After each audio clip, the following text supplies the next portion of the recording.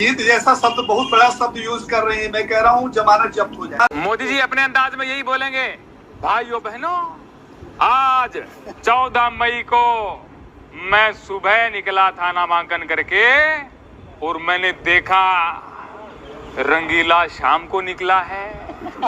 अरे भैया, मैंने तो टाइम टू टाइम नामांकन किया था, ये रंगीला ने तो 3 बजे के बाद किया है।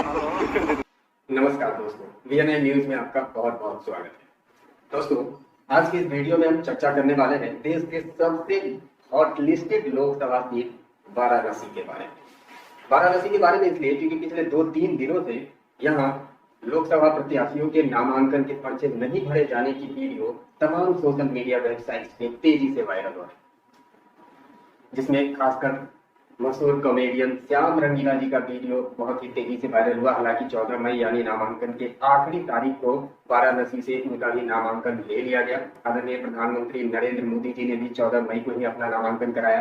बताया जाता है कि आदरणीय प्रधानमंत्री नरेंद्र मोदी जी के नामांकन के दौरान उससे पहले रोड शो में रोड पे लोगों का काफी उत्साह देखने को मिला। भीड़ इतनी थी कि वहां पांव रखने का भी जगह नहीं था।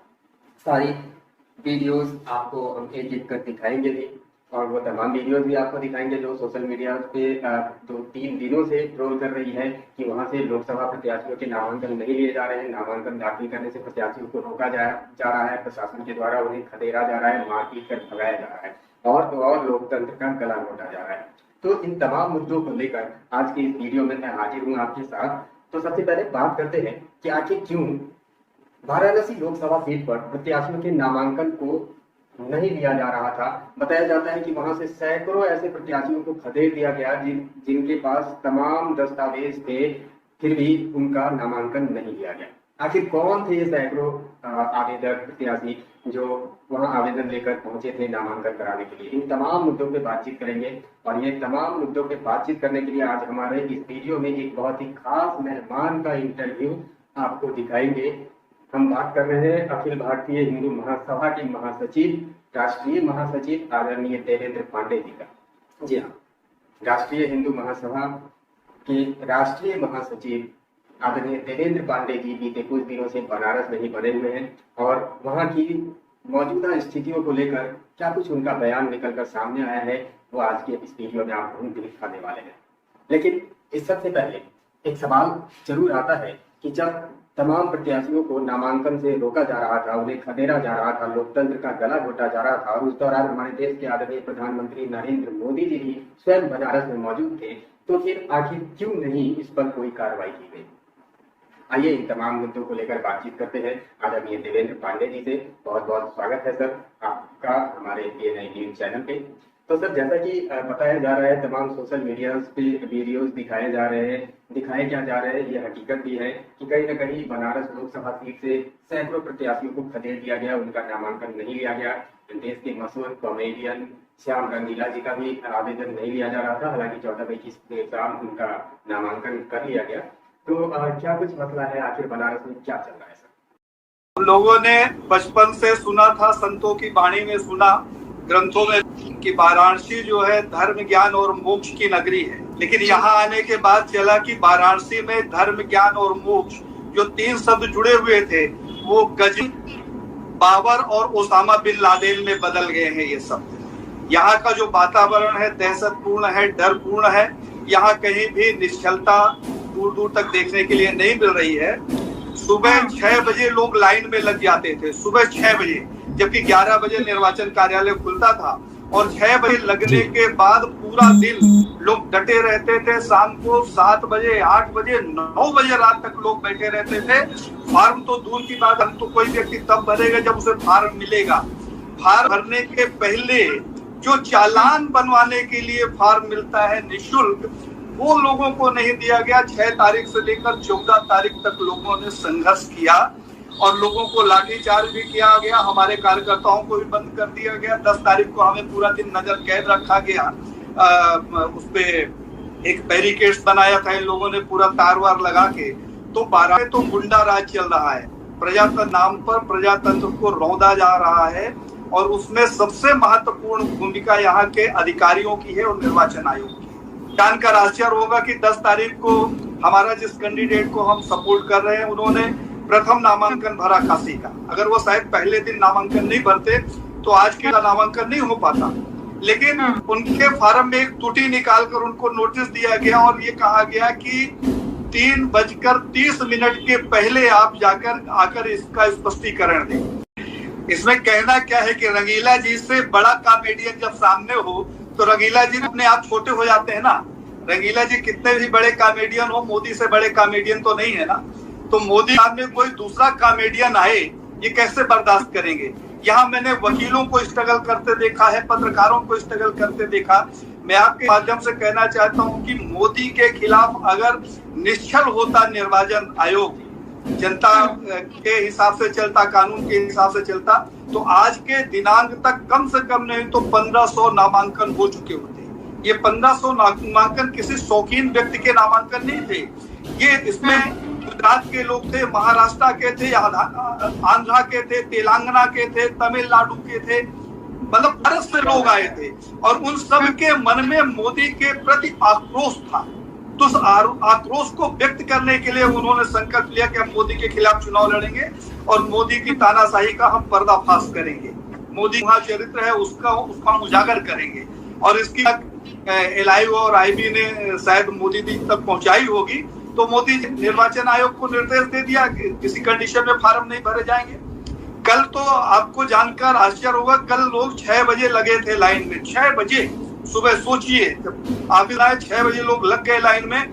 करीब 10 लोग थे, इतने में 30-35 लोग आए, वो सब भाजपाई गुंडे थे और उन्होंने उन सबको मारा और मारने के बाद उनको पीछे कर दिया। और वो 40 लोग जब आगे लाइन में लग गए तो फिर किसी का नंबर ही नहीं आना था।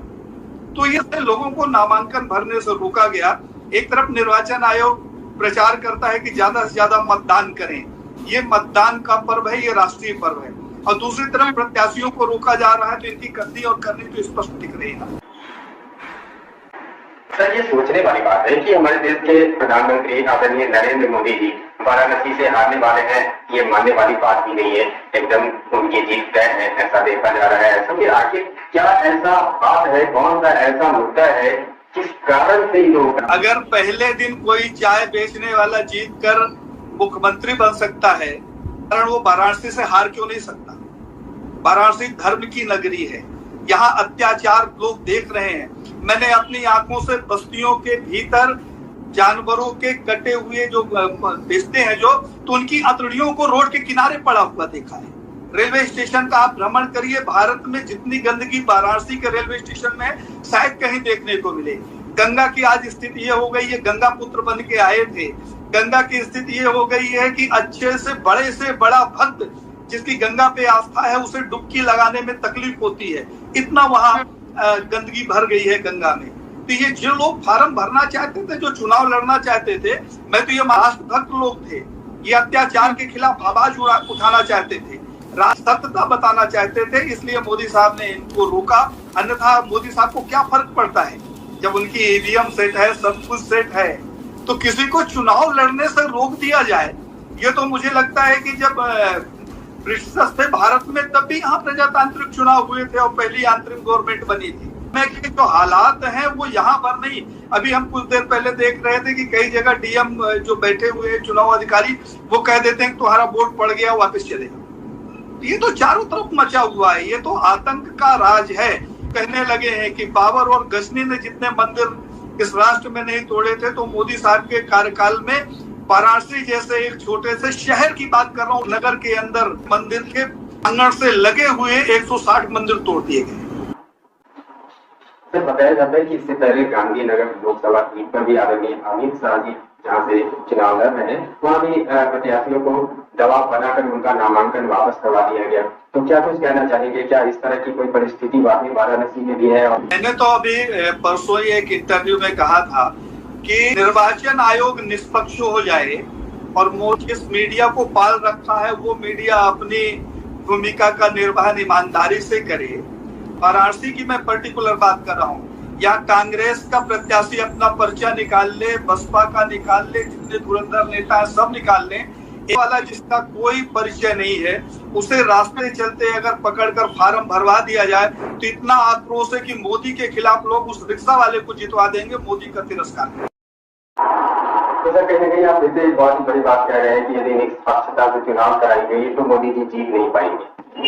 जीत जैसा शब्द बहुत बड़ा शब्द यूज कर रहे हैं। मैं कह रहा हूँ जमानत जब्त हो जाए, जमानत जब्त हो जाएगी, इनकी हैकिंग रुक जाए, अधिकारियों का पक्षपातपूर्ण रवैया रुक जाए, खरीद फरोख्त की जो प्रणाली चालू की है इन्होंने वो रुक जाए, जो मीडिया है वो भ्रम फैलाना बंद कर दे कि मोदी को लोगों ने ईश्वर के रूप में स्वीकार कर लिया है, तो परिणाम सामने आते हैं। मोदी जी के नामांकन से पहले जो रोड शो हुआ बनारस में सर, उसमें तो भीड़ इतनी आई थी, लोगों का उत्साह इतना दिखा था कि पैर रखने तक की जगह नहीं थे। इस बारे में क्या कहेंगे आप? मध्य प्रदेश, बिहार, गुजरात और छत्तीसगढ़ से जनता ले आई गई, आसपास के वाराणसी से लगे हुए जिलों की जनता ले आई गई।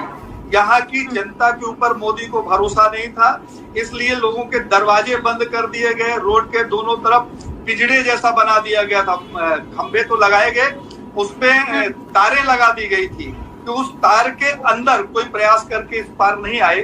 तो मोदी जी तो इतने भयभीत हैं कि अपने क्षेत्र की जनता से नहीं मिल सकते, और इस क्षेत्र की जनता इतनी दुर्भाग्यशाली है कि अपने सांसद के पास तक नहीं जा सकती। जिंदाबाद बोलने के लिए ट्रेनिंग शुदा लोग ले आए गए, जिंदाबाद बोली, और इसमें यहाँ के विधायकों की महत्वपूर्ण भूमिका है। हमारे जो कैंडिडेट है, पूरे भारत का जो कैंडिडेट है, वो जब एक दिन लेट हो जाता है खर्चा जमा करने में तो उसको नोटिस। मेरे साथ आए कोई मीडिया ईमानदारी से, मैं इस वाराणसी में कल का खर्चा 5 करोड़ रुपया गिनाने के लिए और दिखाने के लिए थे।